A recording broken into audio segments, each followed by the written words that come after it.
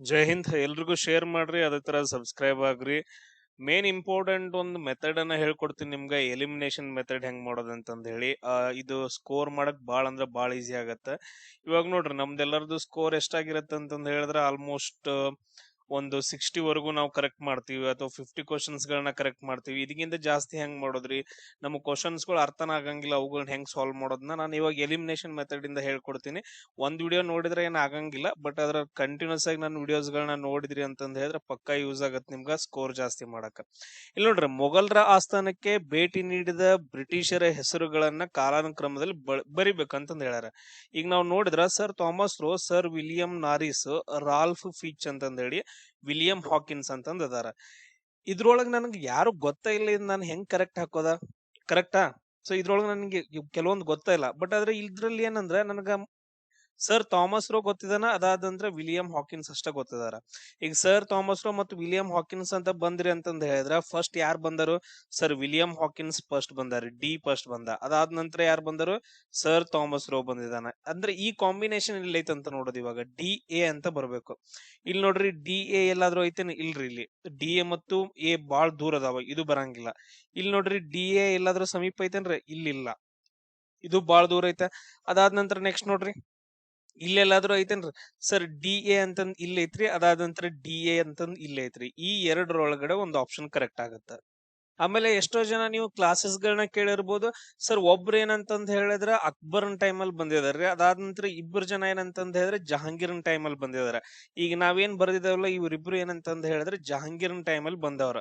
ಅದಾದ ನಂತರ ಇನ್ನೊಬ್ನ ಹೆಸರು ಕೊಡಿದ ಅಂತಂದ್ ಹೇಳಿದ್ರೆ ಅವ್ ಅದಾದ ನಂತರ ಬರ್ಬೇಕಲ್ಲ. ಅಂದ್ರೆ ಜಹಾಂಗೀರ್ನ್ ಮುಂಚೆ ಯಾರು ಬರ್ಬೇಕಂದ್ರೆ ಒಬ್ರು ಬರ್ಬೇಕು. ಅಂದ್ರೆ ಇವ್ರ ಇಬ್ರು ಇದ್ ಮುಂಚೆ ಏನಂತಂದ್ ಹೇಳಿದ್ರೆ ಒಬ್ರು ಯಾರಾದ್ರೂ ಬರ್ಬೇಕು. ಅಂತ ಆಪ್ಷನ್ ಎಲ್ಲಾದ್ರೂ ಐತಾ? ಎಸ್ ಐತ್ ನೋಡ್ರಿ, second option. So C D A B ಅನ್ನೋದೇನಂದ್ರೆ ಇಲ್ಲಿ ಕರೆಕ್ಟ್ ಆಗತ್ತ. ಈ ರೀತಿಯಾಗಿ ನಾವು ಎಲಿಮಿನೇಷನ್ ಮೆಥಡ್ ಮಾಡ್ಬೋದು, ಸ್ವಲ್ಪ ನಾಲೆಜ್ ಇತ್ತಂದ್ರ. ಇದು ಸಡನ್ ಆಗಿ ಬರಂಗಿಲ್ಲ, ನಾವೇನಂದ್ರೆ ಡೈಲಿ ಬಿಡಿಸ್ಕೊಂತ ಹೋಗ್ಬೇಕು. ಇವಾಗ ನೋಡ್ರಿ, ಇವಾಗ ನಾನು ಬಿಡಿಸ್ತಿರೋ ಎಲ್ಲಾ ಕ್ವಶನ್ಸ್ ಗಳು ಕೆಇಎ ಡಿಪಾರ್ಟ್ಮೆಂಟ್ ಅಲ್ಲಿ ಕೇಳಿರುವಂತಹ ಕ್ವಶನ್ಸ್ ಗಳೇ. ಈಗ ನೋಡ್ರಿ, ನಮ್ದು ಆಪ್ಷನ್ ಏನಾಯ್ತು? ಸಿ ಡಿ ಎ ಬಿ ಅಂತಂದ್ ಆಯ್ತಲ್ಲ. ಸಿ ಆಪ್ಷನ್ ಒಳಗಡೆ ಯಾರಿದಾರ ಅಂತಂದ್ ಹೇಳಿದ್ರ ರಾಲ್ಫ್ ಫಿಚ್ ಅಂತಂದಿದಾರೆ. ಯಾರಿದಾರ ಅಂತಂದ್ ಹೇಳಿದ್ರೆ ರಾಲ್ಫ್ ಫಿಚ್ ಅನ್ನೋ ಒಬ್ರು ವ್ಯಕ್ತಿ ಇದಾರೆ. ಇವ್ರು ಏನ್ ಮಾಡ್ತಾರ ಅಂತಂದ್ ಹೇಳಿದ್ರೆ 1583ರಿಂದ ಹಿಡ್ಕೊಂಡು 1591ರವರೆಗೂ ಯಾರ ಆಸ್ಥಾನಕ್ಕೆ ಭೇಟಿ ನೀಡ್ತಾರ ಅಂದ್ರ ಅಕ್ಬರ್ನ ಆಸ್ಥಾನಕ್ಕೆ ಭೇಟಿ ನೀಡಿದಂತಹ ವ್ಯಕ್ತಿ ಇವರು. ಯಾರ ಆಸ್ಥಾನಕ್ಕ? ಅಕ್ಬರ್ನ ಆಸ್ಥಾನಕ್ಕೆ ಭೇಟಿ ನೀಡಿದಂತ ವ್ಯಕ್ತಿ. ಆಮೇಲೆ ಇನ್ನೊಂದು ಫತೇಪುರ್ ಸಿಕ್ರಿ, ಅವಾಗ ಏನಂದ್ರೆ ರೀಸೆಂಟ್ ಆಗಿ ಬಿಲ್ಡ್ ಮಾಡಿರ್ತಾನ. ಯಾರಂತಂದ್ ಹೇಳಿದ್ರೆ ಇದನ್ನು ನೆನ್ಪಿಟ್ಕೊಡ್ರಿ, ಅಲ್ಲಿ ಫತೇಪುರ ಸಿಕ್ರಿ ಅಂತಂದ್ ಹೇಳಿ. ಗುಜರಾತ್ ಮೇಲೆ ದಾಳಿ ಮಾಡ್ತಾನ. ಗುಜರಾತ್ ಮೇಲೆ ದಾಳಿ ಮಾಡಿ ಅಲ್ಲಿರುವಂತಹ ಒಬ್ಬ ನವಾಬನನ್ನ ಸೋಲಿಸಿದ ನಂತರ ಅದರ ಸವಿ ನೆನಪಿಗೋಸ್ಕರ, ವಿಜಯದ ನೆನಪಿಗೋಸ್ಕರ ಫತೇಪುರ್ ಸಿಕ್ರಿ ದರ್ವಾಜವನ್ನ ಬಿಲ್ಡ್ ಮಾಡ್ತಾನ. ಅದೇ ಟೈಮ್ ಒಳಗಡೆ ಇವ್ ರಾಲ್ ಪಿಚ್ ಅನ್ನೋನು ಇಲ್ಲಿಯೂ ಕೂಡ ಹೋಗಿ ಭೇಟಿ ನೀಡ್ತಾನ. ಇದು ಒಂದು.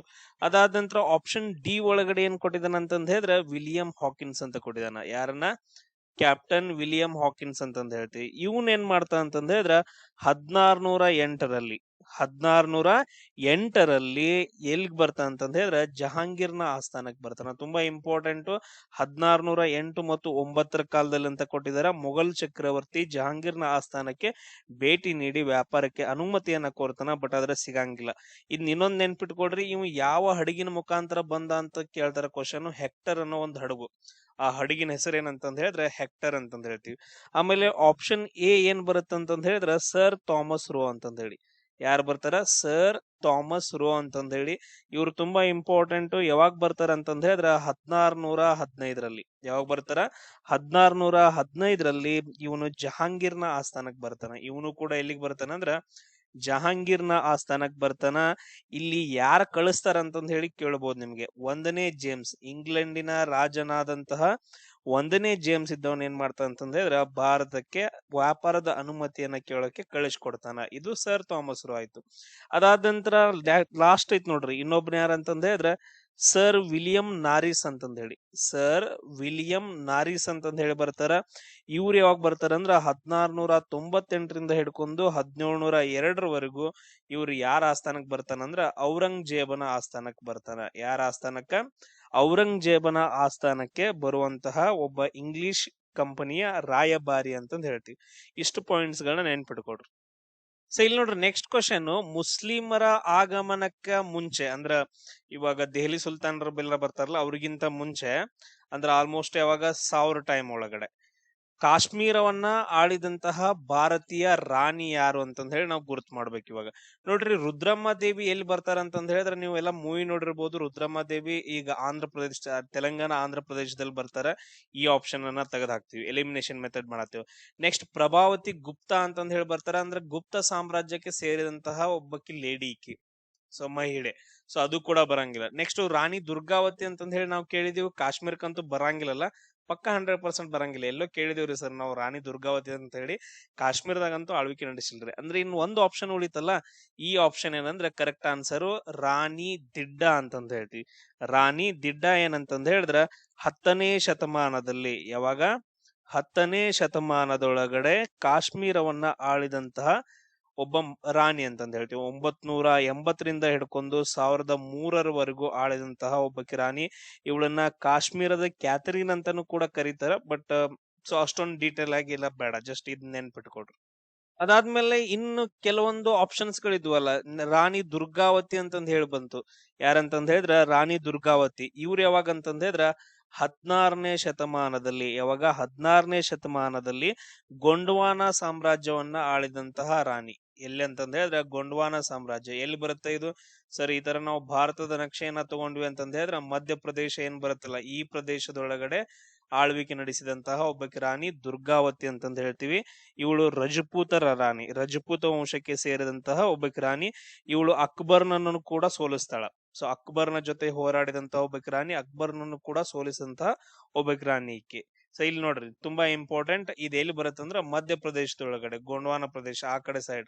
ನೆನ್ಪಿಟ್ಕೊಳ್ರಿ, ಮಧ್ಯಪ್ರದೇಶ ಅಂತಂದ ಹೇಳಿದ್ರೆ ಅತಿ ಹೆಚ್ಚು ಬುಡಕಟ್ಟು ಜನಾಂಗವನ್ನ ಹೊಂದಿರುವಂತ ರಾಜ್ಯ, ಅತಿ ಹೆಚ್ಚು ನ್ಯಾಷನಲ್ ಪಾರ್ಕ್ ಗಳನ್ನ ಹೊಂದಿರುವಂತ ರಾಜ್ಯ, ಆಮೇಲೆ ಅತಿ ಹೆಚ್ಚು ಹುಲಿಗಳ ಸಂಖ್ಯೆಯನ್ನ ಹೊಂದಿರುವಂತ ರಾಜ್ಯ ಯಾವುದು? ಮಧ್ಯಪ್ರದೇಶ ಅಂತಂದ್ ಹೇಳ್ತೀವಿ. ಅದಾದ ನಂತರ ನೆಕ್ಸ್ಟ್ ಇನ್ನೊಬ್ರು ಬರ್ತಾರ ನೋಡ್ರಿ, ಪ್ರಭಾವತಿ ಅಂತಂದ್ ಹೇಳಿ. ಪ್ರಭಾವತಿ ಗುಪ್ತಾ ಅಂತಂದ್ ಹೇಳ್ತೀವಲ್ಲ, ಇವ್ರು ಯಾರಂತಂದ್ ಹೇಳಿದ್ರ ಇವಳು 2ನೇ ಚಂದ್ರಗುಪ್ತನ ಮಗಳು. ಯಾರ ಮಗಳಂತಂದ್ ಹೇಳಿದ್ರ 2ನೇ ಚಂದ್ರಗುಪ್ತನ ಮಗಳಂತಂದ್ ಹೇಳ್ತೀವಿ. ತುಂಬಾ ಇಂಪಾರ್ಟೆಂಟ್. ಸೊ ಇವಳು 2ನೇ ಚಂದ್ರಗುಪ್ತನ ಮಗಳು. ಸೊ ಇಷ್ಟು ನೆನ್ಪಿಟ್ಕೊಡ್ರಿ. ನೆಕ್ಸ್ಟ್ ಬರ್ತಾರ ರುದ್ರಮ್ಮ ದೇವಿ. ಇದ್ರ ಮೇಲೆ ಮೂವಿ ಕೂಡ ಬಂದವ್ರು ನೋಡ್ರಿ, ರುದ್ರಮ್ಮ ದೇವಿ ಮೇಲೆ. ಅದರಲ್ಲಿ ಅನುಷ್ಕಾ ಶೆಟ್ಟಿ, ಅದಾದ ನಂತರ ನೆಕ್ಸ್ಟ್ ಅಲ್ಲು ಅರ್ಜುನ್ ಎಲ್ಲ ಆಕ್ಟಿಂಗ್ ಮಾಡಿದಾರೆ.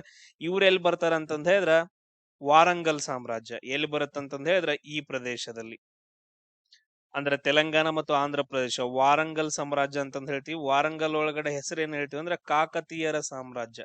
ಯಾರಂತಂದ್ ಹೇಳಿದ್ರ ಕಾಕತೀಯರ ಸಾಮ್ರಾಜ್ಯದ ಅತ್ಯಂತ ಪ್ರಭಾವಶಾಲಿ ಮಹಿಳಾ ರಾಣಿ ಯಾರಂತಂದ್ ಹೇಳಿದ್ರ ರುದ್ರಮ್ಮ ದೇವಿ ಅಂತಂದ್ ಹೇಳ್ತೀವಿ. ಇವರು 13ನೇ ಶತಮಾನದಲ್ಲಿ ಆಳ್ವಿಕೆ ನಡೆಸ್ತಾರ. ಇಷ್ಟು ಪಾಯಿಂಟ್ಸ್ ಗಳು. ನೆಕ್ಸ್ಟ್ ಕ್ವಶನ್ ನೋಡ್ರಿ, ಸಿಂಧೂ ನಾಗರಿಕತೆಯ ಅವನತಿಗೆ ಸಂಬಂಧಿಸಿದಂತಹ ಸರಿಯಾಗಿ ಹೊಂದಿಸಿ ಬರಿಬೇಕು. ಇಲ್ಲಿ ಒಬ್ರು ಹೆಸರು ಕೊಟ್ಟಿದ್ರ Martin Wheeler, John Marshall, R N Stein ಅಂತಂದ್ ಹೇಳಿ ಬರುತ್ತೆ. ಆಮೇಲೆ ಡಿ.ಕೆ. ಥಾಪರ್ ಅಂತಂದ್ ಹೇಳಿ. ನನಗಿದ್ರಲ್ಲಿ ಗೊತ್ತಿರೋ ಯಾವ ಅಂತಂದ್ ಹೇಳಿದ್ರ ನಮ್ಗೆ NCERT ಬುಕ್ಸ್ ಗಳಲ್ಲಿ ಇರೋದು ಮಾರ್ಟಿನ್ ವೀಲರ್ ಬಗ್ಗೆ ಗೊತ್ತೈತೆ, ಜಾನ್ ಮಾರ್ಷಲ್ ಬಗ್ಗೆ ಗೊತ್ತೈತೆ. ನನಗೆ ಎರಡ ಗೊತ್ತಿದಾವ, ಉಳಿದಿಬ್ರು ಜನರು ಗೊತ್ತೇ ಇಲ್ಲ. ಈಗ ನಾನ್ ಹೇಳ್ತೀನಿ ನೋಡ್ರಿ, ಮಾರ್ಟಿನ್ ವೀಲರ್ ಏನ್ ಹೇಳ್ತಾ ಅಂತಂದ್ ಹೇಳಿದ್ರ ಇದು ಆರ್ಯರ ದಾಳಿಯಿಂದ ಆದದ್ದು ಅಂತಂದ್ ಹೇಳಿ. ಇವನ್ ಬಾಲ್ ಗಂಗಾಧರ ತಿಲಕರು ಅದನ್ನೇ ಹೇಳ್ತಾರೆ, ಅದಕ್ಕೋಸ್ಕರ ನನಗೆ ನೆನಪೈತೆ ಅದು. ಮಾರ್ಟಿಮರ್ ವೀಲರ್ ಏನ್ ಹೇಳ್ತಾರಂದ್ರೆ ಆರ್ಯರ ದಾಳಿಯಿಂದ ಸಿಂಧೂ ನಾಗರಿಕತೆ ಅವನತಿ ಹೊಂದಿತ್ತು ಅಂತಂದ್ ಹೇಳಿ. ಇನ್ನೊಂದೇನಂದ್ರೆ ಜಾನ್ ಮಾರ್ಷಲ್ ಏನ್ ಹೇಳ್ತಾರಂತಂದ್ ಹೇಳಿದ್ರ ಸಿಂಧೂ ನದಿಯ ಪ್ರವಾಹದಿಂದ ಅದು ಅವನತಿ ಹೊಂದಿತ್ತು ಅಂತಂದ್ ಹೇಳಿ. ಈಸಿಯಾಗಿ ನೆನಪುಳಿತಾವಲ್ಲ, ಇವೆರಡ ನನಗೆ ಗೊತ್ತಿದಾವ.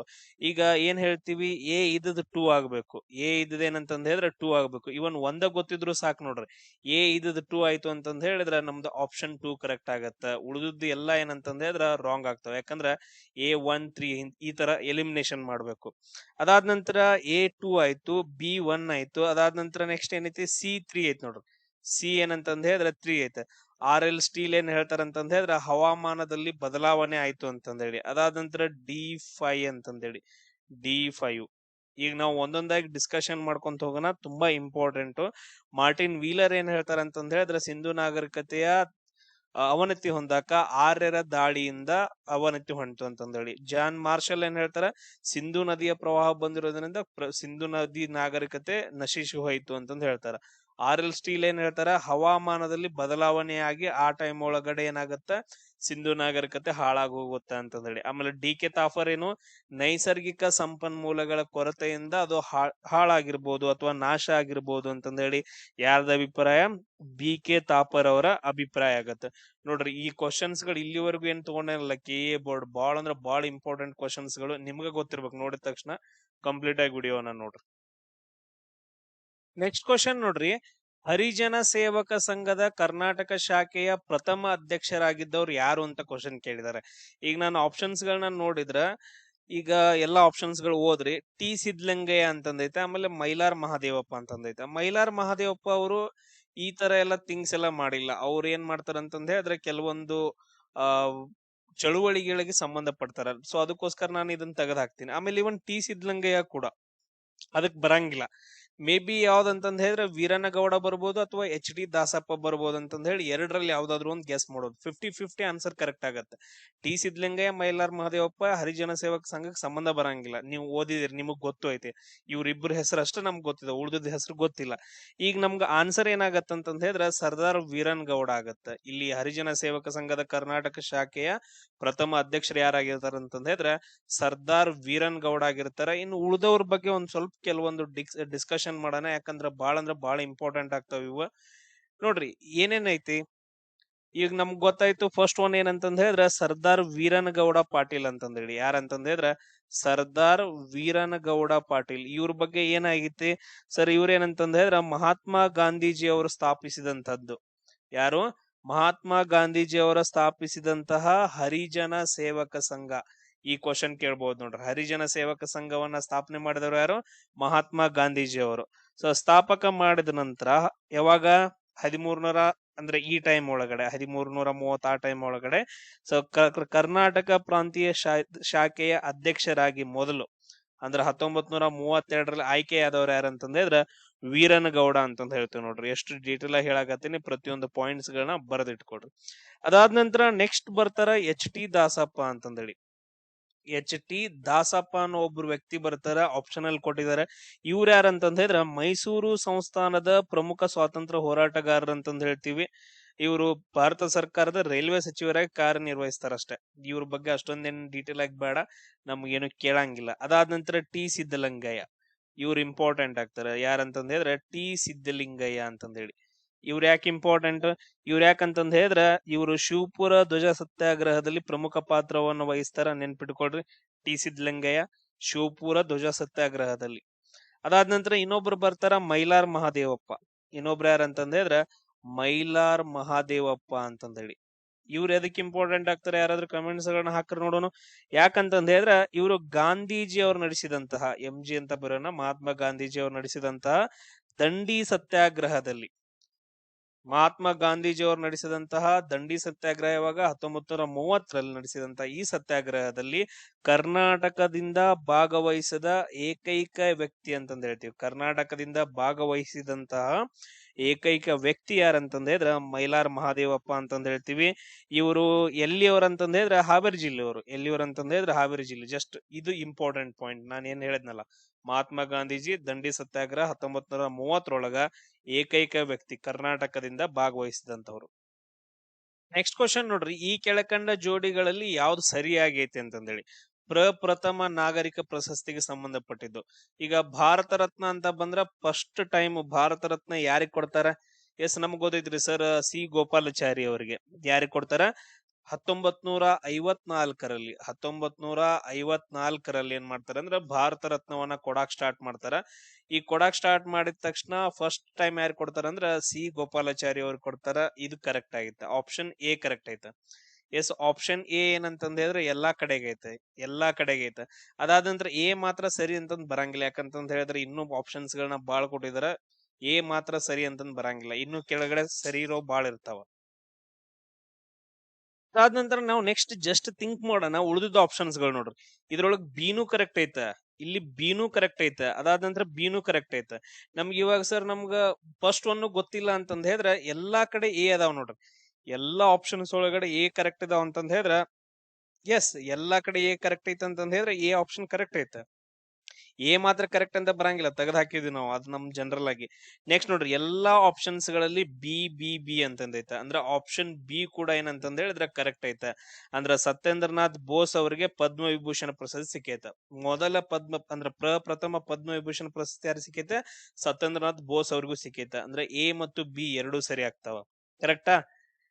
ಗೆಸ್ ಎಲ್ಲಾ ಆಪ್ಷನ್ಸ್ ಒಳಗಡೆ ಬಿ ಅಂತ ಕೊಟ್ಟಿದ ಅಂತ ಹೇಳಿದ್ರೆ ಅದು ಕರೆಕ್ಟ್. ಈ ರೀತಿಯಾಗಿ ನಾವು ಥಿಂಕ್ ಮಾಡ್ಬೇಕು. ಇದು ಫಸ್ಟ್ ಕ್ಲಾಸ್ ಒಳಗಡೆ ನಾನು ಈ ತರ ಹೇಳ್ಕೊಡ್ತಿದೀನಿ, ಇನ್ನೂ ಹೇಳ್ಕೊಡ್ತೀನಿ. ಎಲ್ರಿಗೂ ಶೇರ್ ಮಾಡ್ರಿ, ಜಾಸ್ತಿ ಜನರಿಗೆ ಶೇರ್ ಮಾಡ್ರಿ. ಜಾಸ್ತಿ ವ್ಯೂಸ್ ಬಂತಂದ್ರ ನಾನು ಜಾಸ್ತಿ ಕ್ಲಾಸಸ್ ಗಳನ್ನ ಮಾಡಿ ಹಾಕ್ತೀನಿ. ಅದಾದ ನಂತರ ನೆಕ್ಸ್ಟ್ ನೋಡ್ರಿ, ನೆಕ್ಸ್ಟ್ ಏನಂತಂದ ಹೇಳಿದ್ರೆ ಜಸ್ಟ್ ಥಿಂಕ್ ಮಾಡೋಣ. ಈಗ ಸರ್ ಇನ್ ಎರಡು ಆಪ್ಷನ್ಸ್ ಗಳಲ್ಲಿ ಯಾವ್ದಾದ್ರು ಒಂದ್ ಕರೆಕ್ಟ್ ಇರ್ಬೋದಲ್ರಿ, ಅಥವಾ ಎರಡು ರಾಂಗ್ ಇರ್ಬೋದು ನೋಡೋಣ. ಇಲ್ಲಿ ಸಿನು ಅಂತ ಕರೆಕ್ಟ್ ಐತೆ, ಬಟ್ ಅದ್ರ ನಾವು ಈ ತರ ತಗೊಳಕ್ ಬರಂಗಿಲ್ಲ. ಯಾಕಂತಂದ ಹೇಳಿದ್ರೆ ಅದು 50-50 ಆನ್ಸರ್ ಆಗತ್ತ. ಬಟ್ ಅದ್ರ ನಮ್ಗೆ ಏನಂತಂದ ಹೇಳಿದ್ರೆ ಪದ್ಮಭೂಷಣ ಪ್ರಶಸ್ತಿ ಅಂತ ಬಂದಾಗ ಹೋಮಿ ಜಹಂಗೀರ್ ಬಾಬಾ ಅವ್ರಿಗೆ ಕೊಟ್ಟಿದ್ದಾರೆ. ಪ್ರಪ್ರಥಮ ಪದ್ಮಭೂಷಣ ಪ್ರಶಸ್ತಿ ಹೋಮಿ ಜಹಂಗೀರ್ ಬಾಬಾ ಅವ್ರಿಗೆ ಬಂದೈತೆ. ಸೊ ಅದಕ್ಕೋಸ್ಕರ ಇಲ್ಲಿ ಆಪ್ಷನ್ಸ್ ಗಳು ಯಾವ್ದು ಕರೆಕ್ಟ್ ಆಗ್ತಾವ ಅಂದ್ರೆ ಎ ಬಿ ಸಿ ಕರೆಕ್ಟ್ ಆಗ್ತಾವ. ಲಾಸ್ಟ್ ಒನ್ ಐತಲ್ಲ ಹುಮಾಯೂನ್ ಮಿರ್ಜಾ ಅಂತಂದ ಹೇಳಿ, ಪದ್ಮಶ್ರೀ ಪ್ರಶಸ್ತಿ ಸಿಕ್ಕಿರ್ಬೋದು ಅವ್ರಿಗೆ, ಬಟ್ ಅದ್ರ ಮೊದಲು ಸಿಕ್ಕಿಲ್ಲ. ಸೊ ಡಿ ಆಪ್ಷನ್ ಏನಂತಂದ ಹೇಳಿದ್ರೆ ಬರಂಗಿಲ್ಲ. ಸೊ ಅದಕ್ಕೋಸ್ಕರ ಉಳಿದದ್ದೆಲ್ಲ ರಾಂಗು. ಥರ್ಡ್ ಆಪ್ಷನ್ ಏನಂದ್ರೆ ಕರೆಕ್ಟ್ ಆಗತ್ತ. ಈ ತರ ಪಾಯಿಂಟ್ಸ್ ಗಳನ್ನ ಜಸ್ಟ್ ಏನಂದ್ರೆ ನೋಡ್ಕೋಬೇಕು. ನೋಡೋಣ್ರಿ, ಇನ್ನು ಥಿಂಕ್ ಮಾಡೋಣ್ರಿ. ಇಲ್ಲಿ ನೋಡ್ರಿ, ಒಂದ್ ಎಕ್ಸ್ಟ್ರಾ ಇನ್ಫಾರ್ಮೇಶನ್ ಕೊಡ್ತೀನಿ. ಫಸ್ಟ್ ಟೈಮ್ ಏನಂತಂದ ಹೇಳಿದ್ರೆ ಭಾರತ ರತ್ನ ಅವಾರ್ಡ್ 1954ರಲ್ಲಿ ಕೊಡ್ತಾರ. 3 ಜನರು ಕೊಡ್ತಾರ. ಸಿ ಗೋಪಾಲ್ಚಾರಿ ಅವರಿಗೆ, ಅದಾದ ನಂತರ ನೆಕ್ಸ್ಟ್ ಸರ್ವಪಲ್ಲಿ ರಾಧಾಕೃಷ್ಣನ್ ಅವರಿಗೆ, ಆಮೇಲೆ ಸರ್ ಸಿ ವಿ ರಾಮನ್. ಈ 3 ಜನರಿಗೆ ಏನ್ ಮಾಡ್ತಾರ ಅಂತಂದ ಹೇಳಿದ್ರ ಎಟ್ ಎ ಟೈಮ್ ಏನ್ ಮಾಡ್ತಾರ, ಭಾರತ ರತ್ನ ಅವಾರ್ಡ್ ಅನ್ನ ಕೊಡ್ತಾರ. ಅದ್ರಲ್ಲಿ ಫಸ್ಟ್ ನಮ್ಗೆ ಏನ್ ಕೊಟ್ಟಿದಾರ ಅಂದ್ರೆ ಈ ಹೆಸರನ್ನ ಕೊಟ್ಟಿರೋದ್ರಿಂದ ಓಕೆ ಅವ್ರಿಗೆ ಕೊಟ್ಟಿದಾರ ಅಂತಂದ ಹೇಳಿ. Point clear? S, Padma Vibhushan award ಬಂದ್ರೆ ಫಸ್ಟ್ ಟೈಮ್ ಯಾರು ಕೊಟ್ಟಿದ್ದಾರೆ? ಸತ್ಯೇಂದ್ರನಾಥ್ ಬೋಸ್ ಅವ್ರಿಗೆ ಕೊಟ್ಟಿದ್ದಾರೆ, ಆಮೇಲೆ ನಂದಲಾಲ್ ಬೋಸ್ ಅವ್ರಿಗೆ ಕೊಟ್ಟಿದ್ದಾರೆ, ಆಮೇಲೆ ಜಾಕಿರ್ ಹುಸೇನ್ ಅವ್ರಿಗೆ ಕೊಟ್ಟಿದ್ದಾರೆ. ಅದಾದ ನಂತರ ಬಿ ಜಿ ಕೇರ್ ಅವ್ರಿಗೆ, ಆಮೇಲೆ ವಿ ಕೆ ಕೃಷ್ಣನ್ ಮೆನನ್, ಅದಾದ ನಂತರ ನೆಕ್ಸ್ಟ್ ಜೆ ಡಿ ವಾಂಗ್ಚುಕ್ ಅವ್ರಿಗೆ, ಅದಾದ ನಂತರ ನೆಕ್ಸ್ಟ್ ದಾಂಡೋ ಕೇಶವ್ ರಾವ್, ಸಾರಿ ಇಲ್ಲಿವರೆಗೂ. ಸೊ ವಾಂಗ್ಚುಕ್ ಅವ್ರಿಗೂ ಅಷ್ಟೇ. ಇಷ್ಟು ಜನರಿಗೆ ಏನ್ ಮಾಡಿದಾರೆ ಅಂತಂದ ಹೇಳಿದ್ರೆ ಫಸ್ಟ್ ಟೈಮ್ ಪದ್ಮ ವಿಭೂಷಣ ಪ್ರಶಸ್ತಿಗಳನ್ನ ಕೊಟ್ಟಿದ್ದಾರೆ. ನೆಕ್ಸ್ಟ್ ಪದ್ಮಭೂಷಣ ಅವ ಬರ್ತಾವ, ಅವೆಲ್ಲ ಜಾಸ್ತಿ ಬರ್ತಾವ. ಅದ್ರ ಬಗ್ಗೆ ನಾವು ಡಿಸ್ಕಷನ್ ಮಾಡೋದ್ ಬೇಡ ಇವಾಗ. ಇದೇನಂತಂದ ಹೇಳಿದ್ರೆ ಮೇನ್ ಇಂಪಾರ್ಟೆಂಟ್. ನೆಕ್ಸ್ಟ್ ನೋಡ್ರಿ, ಬಂದೇ ನವಾಜರಿಗೆ ಸಂಬಂಧಿಸಿದಂತ ಹೇಳಿಕೆಗಳಲ್ಲಿ ಯಾವ್ದು ಸರಿ ಆಗಿದಾವ ಅಂತಂದ ಹೇಳಿ. ನೆಕ್ಸ್ಟ್ ನೋಡ್ರಿ, ಇಲ್ಲಿ ಏನಂತಂದ ಹೇಳಿದ್ರೆ ನಾವು ನಾರ್ಮಲ್ ಆಗಿ ಡಿಸ್ಕಷನ್ ಮಾಡೋಣ. ಇವಾಗ ಏನಂತಂದ ಹೇಳಿದ್ರೆ ಬಂದೇ ನವಾಜ್ ಒಬ್ರು ಖ್ಯಾತ ಸೂಫಿ ಸಂತರು. ಈಗ ನೋಡ್ರಿ, ನಮ್ಗೆ ಈ ತರ ಹೆಸರುಗಳು ಬಂದ್ವು ಅಂತಂದ ಹೇಳಿದ್ರೆ ಕರ್ನಾಟಕ ಸಂಬಂಧಪಟ್ಟಂತದ್ದು, ಅವರು ಬಹಮನಿ ಸುಲ್ತಾನ್ರಿಗೆ ಸಂಬಂಧಪಟ್ಟವ್ರು ಅಂತಂದ ಹೇಳಿ ಅರ್ಥ ಮಾಡ್ಕೋಬೇಕು. ಅದಾದ ನಂತರ ಬಂದೇ ನವಾಜ್ ಒಬ್ರು ಏನಂತಂದ ಹೇಳಿದ್ರೆ ಖ್ಯಾತ ಸೂಫಿ ಸಂತರು. ಇದು ಆಲ್ಮೋಸ್ಟ್ ಇದು 100% ಕರೆಕ್ಟ್. ಇದು ಎ ಆಪ್ಷನ್ ಏನಂತಂದ ಹೇಳಿದ್ರೆ 100% ಕರೆಕ್ಟ್ ಆಗತ್ತ. ಹಂಗಾದ್ರೆ ಇಲ್ಲಿ ನೋಡ್ರಿ, ಇಲ್ಲಿ ಬಿ ಮತ್ತು ಸಿ ಮಾತ್ರ ಸರಿ ಅಂತಂದೈತಲ್ಲ, ಇದನ್ನೇನ್ ಮಾಡ್ಬೇಕು ನಾವ್ ಇವಾಗ? ಈ ಆಪ್ಷನ್ ಅನ್ನ ತೆಗೆದು ಹಾಕ್ಬೇಕು. ಯಾಕಂತಂದ ಹೇಳಿದ್ರೆ ಎ ಕೂಡ ಸರಿಯಾಗೈತೆ. ಕ್ಲಿಯರ್? ಅದಾದ ನಂತರ ನೆಕ್ಸ್ಟ್ ನೋಡೋಣ. ನೆಕ್ಸ್ಟ್ ಏನಂತಂದ ಹೇಳಿದ್ರೆ ಈ ತರ 3 ಕೊಟ್ಟಿದಾರ ಅಂತಂದ ಹೇಳಿದ್ರೆ ಎ ಮಾತ್ರ ಸರಿ ಇರಂಗಿಲ್ಲ. ಆಲ್ಮೋಸ್ಟ್ ಏನಂತಂದ ಹೇಳಿದ್ರೆ ಇನ್ನೊಂದ್ ಯಾವ್ದಾದ್ರು ಕರೆಕ್ಟ್ ಆಗಿರತ್ತ. ಆಮೇಲೆ ನೆಕ್ಸ್ಟ್, ಬಂದೇ ನವಾಜರನ್ನ ಹಿಂದೂಗಳು ಕೇಶವ ಚೈತನ್ಯ ಅಂತಂದ ಹೇಳಿ ಪರಿಗಣಿಸಿ ಆರಾಧಿಸ್ತಿದ್ರು ಅಂತಂದ ಹೇಳಿ.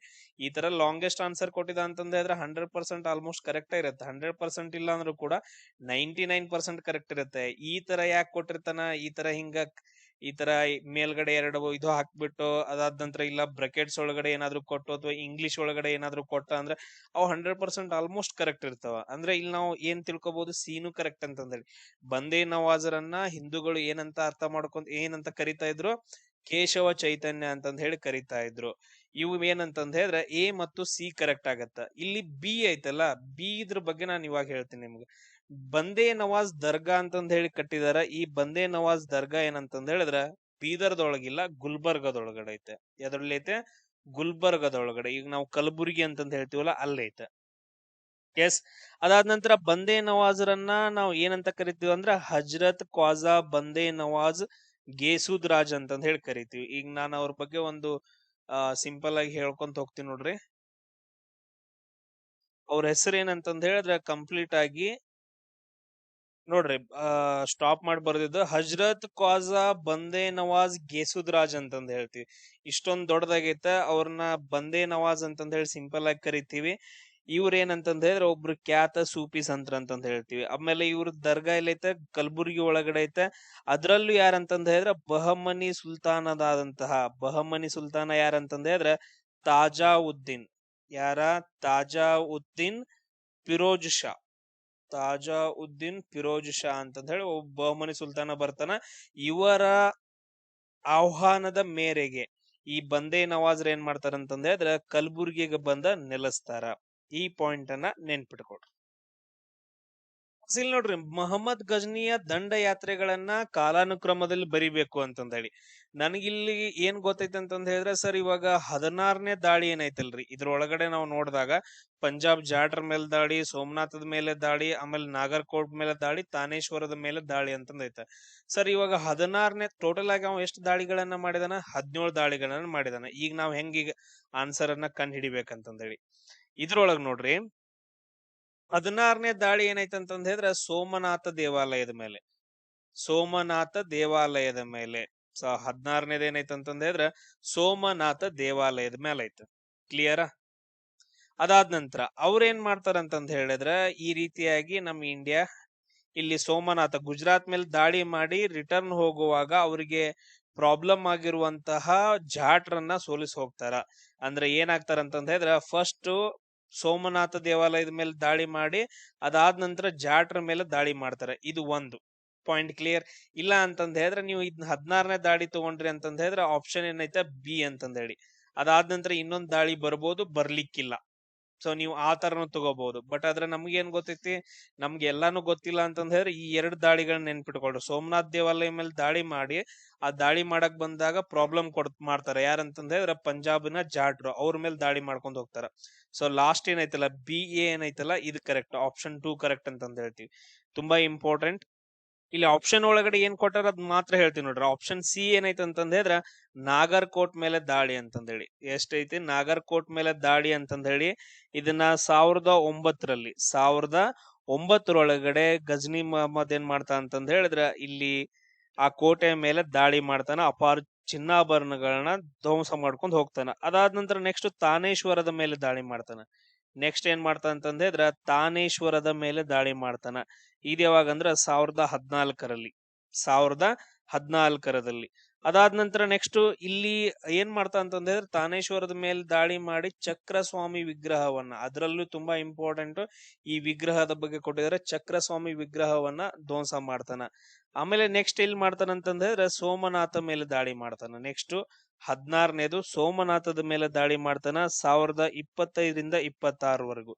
ಈ ಟೈಮ್ ಒಳಗಡೆ ಅಲ್ಲಿ ಏನ್ ಮಾಡ್ತಾ ಅಂತಂದ ಹೇಳಿದ್ರೆ ಗುಜರಾತ್ನ ಕರಾವಳಿಯ ಪ್ರದೇಶದಲ್ಲಿದ್ದಂತಹ ಸೋಮನಾಥ ದೇವಾಲಯದ ಮೇಲೆ, ಅಂದ್ರೆ ಶಿವನಿಗೆ ಸಂಬಂಧಪಟ್ಟಂತಹ ದೇವಾಲಯದ ಮೇಲೆ ದಾಳಿ ಮಾಡಿ ಧ್ವಂಸ ಮಾಡ್ತಾನ. ಅದಾದ ನಂತರ ಈ ಸೋಮನಾಥ ದೇವಾಲಯವನ್ನ ಯಾರು ಕಟ್ಟಿಸ್ತಾರ ಅಂತಂದ ಹೇಳಿದ್ರ ಚಂದ್ರದೇವ ಕಟ್ಟಿಸ್ತಾನ. ನಮ್ದು ಪುರಾಣಗಳ ಪ್ರಕಾರ ಬಂತು ಅಂತಂದ ಹೇಳಿದ್ರೆ ಚಂದ್ರದೇವ ಕಟ್ಟಿಸ್ತಾನ. ಅದಾದ ನಂತರ ನೆಕ್ಸ್ಟ್ ಅದನ್ನ ಮತ್ತೆ ರೀಬಿಲ್ಡ್ ಮಾಡ್ತಾರ. ತುಂಬಾ ಐತಿಹಾಸಿಕ ಕಥೆಗಳು ಬರ್ತಾವ, ಅದು ಬ್ಯಾಡ ಇವಾಗ. ಅದಾದ ನಂತರ ಲಾಸ್ಟ್ ಬರುತ್ತೆ ನೋಡ್ರಿ ಪಂಜಾಬಿನ ಜಾಟ್ರ ಮೇಲೆ.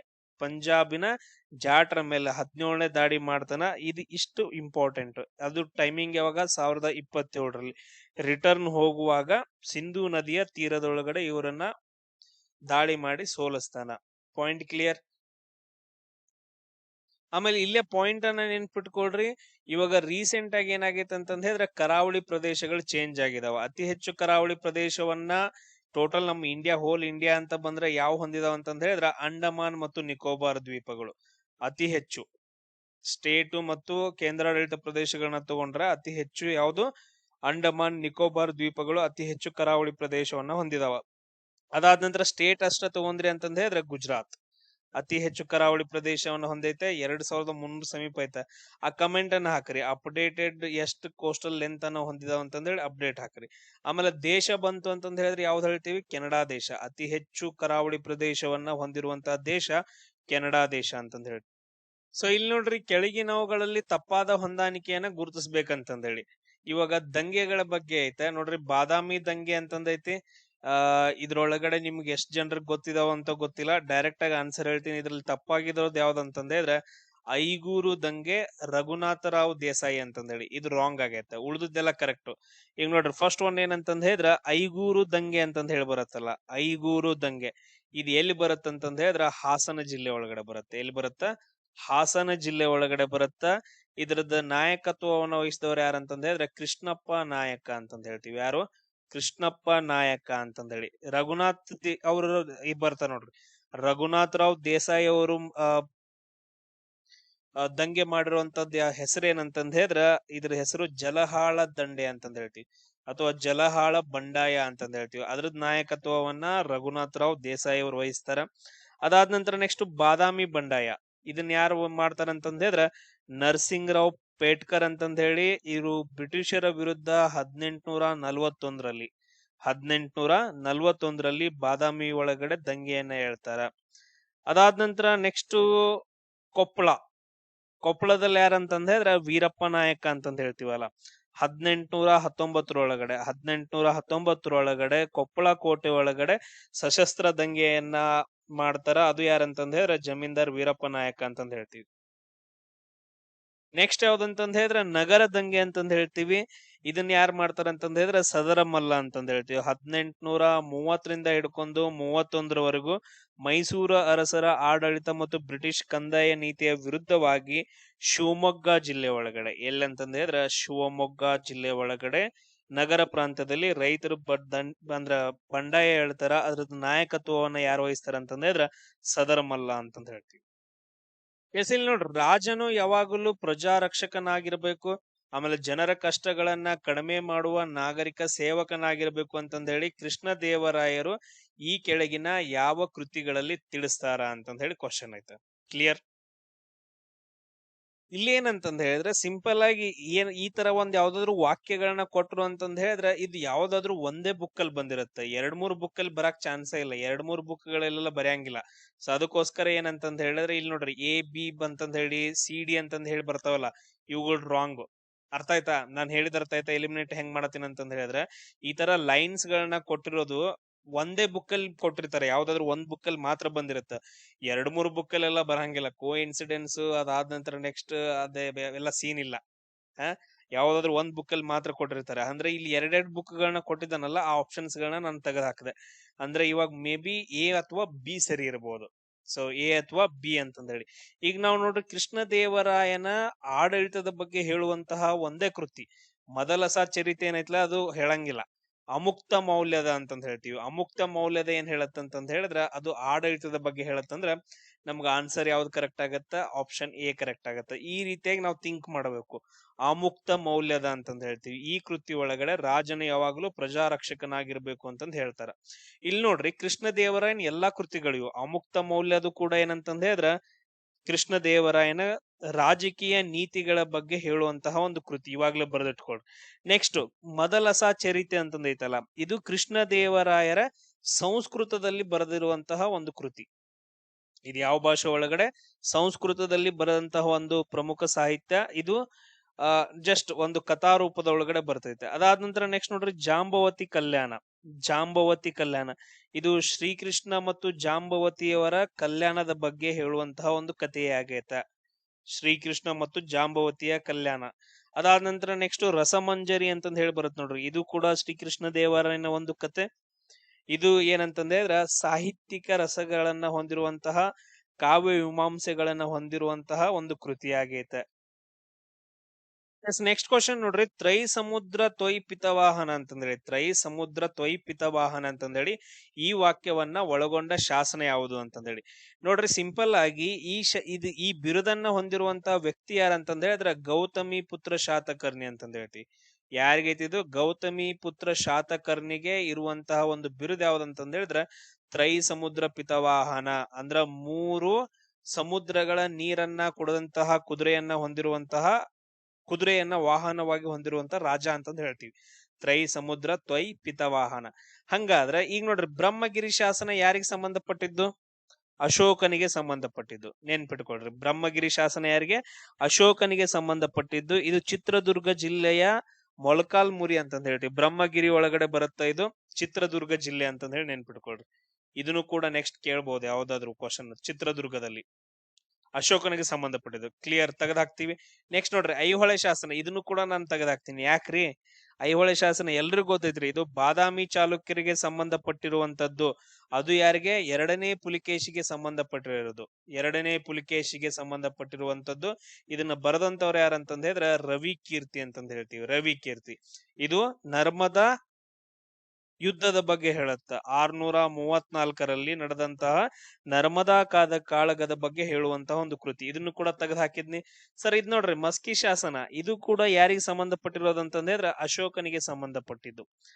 ಇದ್ರೊಳಗಡೆನೆ ಏನಂತಂದ ಹೇಳಿದ್ರೆ ದೇವನಾಂ ಪ್ರಿಯದರ್ಶಿ ಎನ್ನುವ ಒಂದು ಲೈನ್ ಬರುತ್ತ.